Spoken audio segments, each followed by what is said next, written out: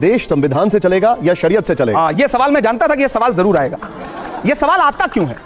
दरअसल ये खेल है जिस खेल में मीडिया खास तौर से किसी मुस्लिम राजनेता को उलझाने की कोशिश करता है। संविधान कहता है कि आपको फ्रीडम है अपनी आस्था के अनुसार धर्म चुनने का, आप जिस धर्म को मानते हैं उसका सम्मान करने का।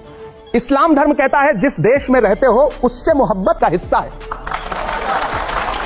यह सवाल क्यों आता है कि आपको देश ज्यादा पसंद है या इस्लाम पसंद है, या देश ज्यादा पसंद है? संविधान तो धर्म के आधार पर नहीं अगर कोई मुझे पूछे कि आपके वालिद संविधान में लिखा है धर्मनिरपेक्षता के बारे में, रुक तेरे को बताते नहीं, संविधान में धर्मनिरपेक्षता लिखा है तो धर्मनिरपेक्ष, मैं आप मेरे सामने अभी पूजा करिए, भजन गाइए, मैं आपका सम्मान करूंगा। मैं नमाज पढ़ूं, मैं कुरान की आयत पढ़ूं, आप मेरा सम्मान करिए। धर्मनिरपेक्षता का मतलब यह है, चढ़ा समझाओ इसे। धर्मनिरपेक्षता का मतलब यह नहीं है, गलत तरीके से व्याख्यायित किया गया। सेकुलरिज्म का मतलब यह नहीं कि आप मेरा धर्म मानने लगे, मैं आपका धर्म मानने लगूं। हम दोनों एक दूसरे के धर्म का सम्मान करें, यह है सेकुलरिज्म। अमित शाह जी ने भी सदन के अंदर बोला, बीजेपी कहती है कि शरीयत को मानना है तो पूरा माना जाए, मुसलमान सेविंग्स अकाउंट ना खोलें, लोन ना लें, बैंक में नौकरी ना करें। वो कहते हैं कि शरीयत के क्रिमिनल लॉ को भी माने, चोरी करने पर हाथ काट दें, बलात्कार पर सिर कलम कर दें। गृह मंत्री महोदय से कहना चाहता हूं कि आप संविधान को मानते हैं तो पूरा माने, आधा अधूरा मत माने।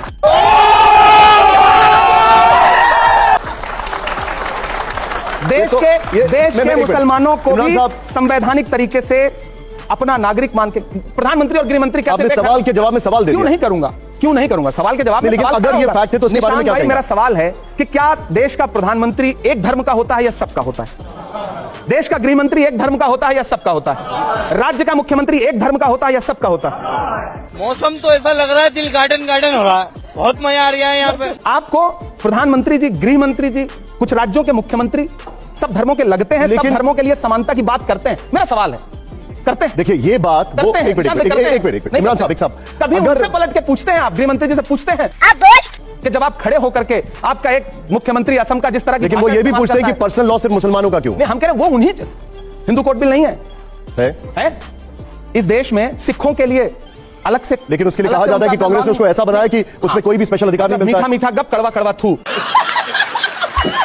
कुछ भी हो आप बाकी जाके कांग्रेस पे, क्योंकि आपको मुसलमानों के कंधे पे बंदूक रख के वोट मांगना है, इसलिए आपको मुसलमानों को टारगेट करना है। मुझे पता है आप मस्जिदों के नीचे भगवान नहीं ढूंढ रहे हैं, आप वोट बैंक ढूंढ रहे हैं।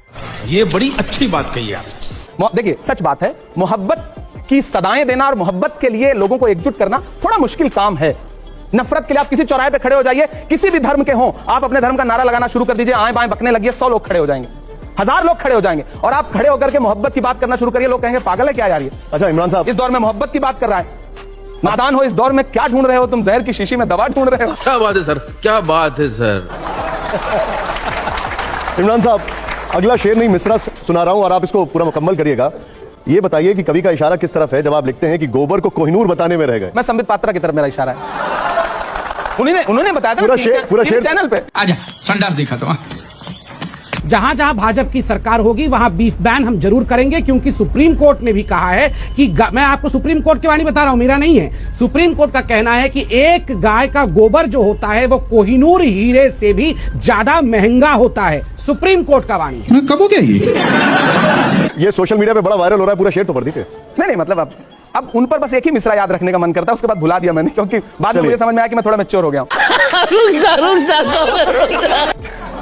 ठीक है, अब ये शो को मैं वाइंड अप कर रहा हूं, लेकिन उससे पहले, हाँ अरे वाह क्या बात है, लेकिन उससे पहले कुछ 2 लाइनें हम सभी सुनना चाहेंगे कि नहीं सुनना चाहेंगे इस देश के ऊपर, जरा बताइए।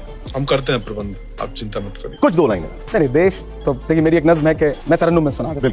बिल्कुल, अब माहौल ऐसा बना हुआ है कि सुना देता हूं, और बहुत अच्छा, आपको बधाई देता हूं। पहली बार बहुत शानदार संपादक आपने बुलाया जिनसे अलग अलग मिलने का मेरा मन था, एक साथ मिल गए। श्रोता बहुत अच्छे, शो बहुत अच्छा, मेरी बड़ी शुभकामनाएं शो के लिए। सुना रहे हैं। मेरा मस्कन मेरी जन्नत को सलामत रखना, ये कविता नहीं बल्कि एक दुआ है। इरशाद। मेरा मस्कन मेरी जन्नत को सलामत रखना, मेरे मौला मेरे भारत को सलामत रखना, मेरा मस्कन मेरी जन्नत को सलामत रखना। तूने नफरत का जो बाजार सजाया हुआ है, तू ये कहता है मुसलमान पराया हुआ है। आजा दिल चीर के दिखलाऊं वतन का नक्शा, मेरा भारत मेरी सांसों में समाया हुआ है। ऐसी बेलौस मोहब्बत को सलामत रखना, मेरे मौला मेरे भारत को सलामत रखना, मेरा मस्कन मेरी जन्नत। और अंतिम पंक्तियां कि इसकी मिट्टी पे सभी रीत निछावर कर दूं, अपनी सांसों का मैं संगीत निछावर